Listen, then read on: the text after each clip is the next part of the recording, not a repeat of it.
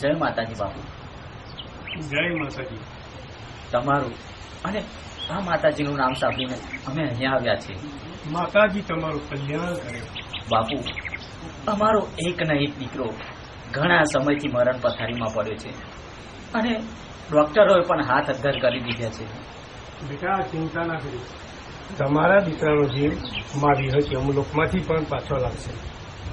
અને મા વિહત બોલે એટલે વાત પૂરી થઈ જાય. પણ તમારા દીકરાને એક વાર આ મંદિરે લઈને આવો. જય માતાજી.